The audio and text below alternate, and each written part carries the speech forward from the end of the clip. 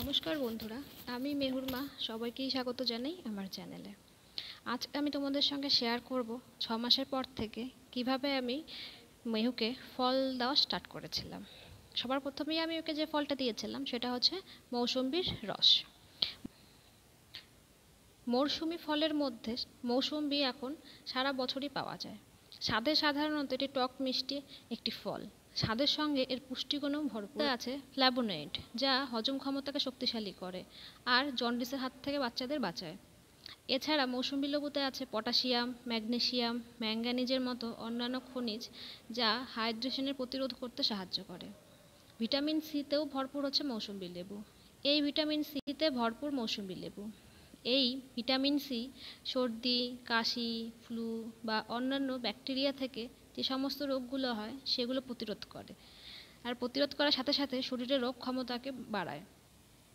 নিয়মিত এই মৌসুম্বি খেলে ক্যান্সার ও টিউমারের ঝুঁকি একদম কমে যায়, কারণ এই লেবুতে আছে লিমোনয়েড নামক একটি যৌগ।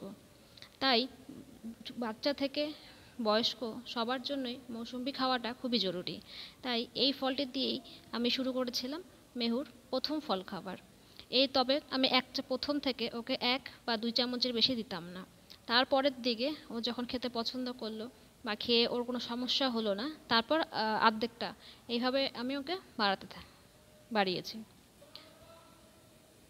মৌসুম্বি খাওয়ার পর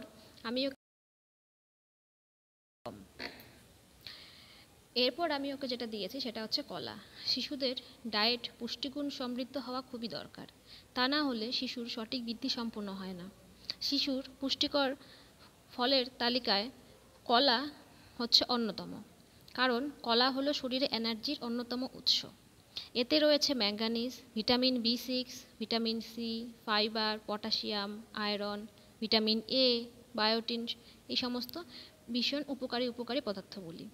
এছাড়া কলায় ফ্যাটের পরিমাণ খুবই কম। কলায় গ্লুকোজ ও সুক্রোজ ইত্যাদি ন্যাচারাল সুগারের উপস্থিতি আছে, যা শরীরে এনার্জি বাড়াতে ভীষণভাবে সাহায্য করে। সারাদিন দৌড়ঝাঁপ, দুরন্তপনা এইসবের জন্য প্রচুর এনার্জি দরকার শিশুদের।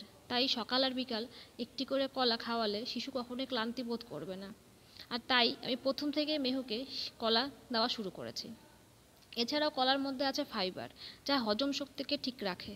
আর বাচ্চাদের প্রথম যেটা সমস্যা হয়ে থাকে অনেক বাচ্চার, যে পটি খুব শক্ত হয়ে যায়।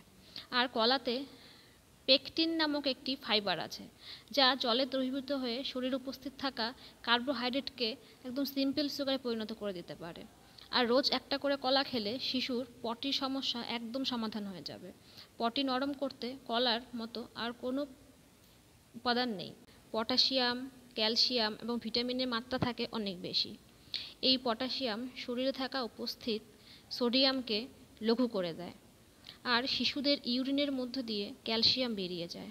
তাই কলা খেলে শরীরে ক্যালসিয়ামের যে ঘাটতি সেটা পূরণ করে দেয়। এতে হাড়ও শক্ত হয়। আর কলায় রয়েছে ভিটামিন, যা চোখের জন্য ভীষণ ভালো এবং চোখের দৃষ্টিশক্তি বাড়াতে সাহায্য করে এই কলা। এছাড়াও কলা খেলে মনোসংযোগ বাড়ে এবং অনেকক্ষণ পেট ভরা থাকে। তাই আমি চেষ্টা করি এখন মেহুকে অল্প অল্প করে কলা দেবার। প্রথম অবস্থায় আমি একটুখানি কলা নিয়ে হাতে চটকে চটকে ওকে দিয়েছিলাম। এরপর কলা ছোট ছোট করে কেটে হালকা চামচ দিয়ে পেস্ট করে তারপরে ওকে দিতাম দুধের সাথে মিশিয়ে। মেহু আরেকটু বড় হবার পর থেকে যখন আমি ওকে ওটস বা সুজি এই সমস্ত খাওয়ানো শুরু করেছি, তখন ওর ওটসের মধ্যেও আমি কলা দিয়ে মিশিয়ে ওকে খাওয়াতাম, আর ও খেতে বেশ পছন্দও করতো। এরপরে ভিডিও থাকবে ওকে আরও যা বাকি ফলগুলো খাইয়েছি তার উপরে। ভিডিওটি দেখার জন্য ধন্যবাদ।